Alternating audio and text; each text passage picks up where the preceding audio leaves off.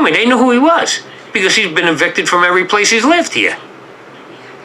So why are they giving me a hard time? So I guess they have the choice of favoring a scumbag, Paul Miller, or a convict, Anthony Greco. And they're having a hard time figuring out who they're going to help. So far it looks like they're helping a scumbag. Okay, and, I went to people who talked good about him and told him, you need to help me correct this. And I haven't even seen a piece of paperwork. And I'm starting to get very agitated. And it needs to get done soon. Because if these people come out from New York and cost them all kinds of money, somebody's going to have to pay for it. And I tell them the truth. I tell them everything that's going on, and they're not happy. See, in New York, they had a way of doing things like this.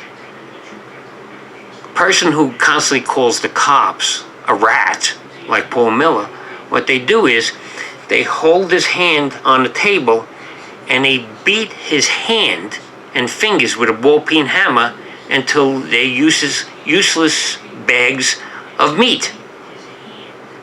And that way they understand that they're not supposed to be rats and call the cops. Unfortunately, you can't do stuff like here because everybody here is a rat. Half of Pahrump is a cooperating informant. So that's why I can't say that should be done, because you can't do things like that. I guess it's not civil. But the man who throws his garbage all over the place and lives like an animal and has no respect for anybody, I guess he's considered civil in Pahrump. So, how do you win in a losing situation? I mean, this guy's called... I got the cops at my house like 5 times a week. What kind of nonsense is that? Every time I have to talk to a cop, I got to call my probation officer and turn around and say I had another interaction with the police. Is everything okay? Yeah. They didn't lock you up? No. Okay. Same guy? Yes. I said, I don't have problems with anybody else that lives there. I only have a problem with him. Because he's the problem. I don't have the problem. He's the problem. Now, all these people, well, it's not saying all, but 2 people that kept calling me to stand up for this guy, that he was a good guy, they should be coming down and cleaning the property. They caused this problem. They need to step up to the plate. Or I need to hold them just as responsible as him. Because if these people didn't tell me how good of a person he was, I wouldn't have got this. I wouldn't have had this problem.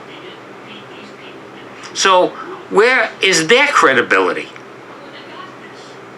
I find out is one of the women that called into the show here to say how good of a person he was, turns around and is doing the same thing he does. Been squatting in the house for years. The mortgage company can't get them out, and they're not even the mortgage holder. It's crazy. Yeah, it's all right. So they're holding me up. We got 5 minutes left. So there's going to be the Lazy Dog show tonight right after this. We're going to end this so we could do some changing. Lazy Dog will not be here. I will be sitting in for him. He's going to call in on the phone and tell us about his trip. He went to go pick up cars. He went to go see his brother again.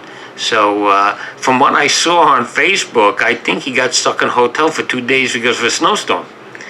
So I want to thank everybody for listening to the show and for the ones that are going to be watching it. God bless everybody. Be safe.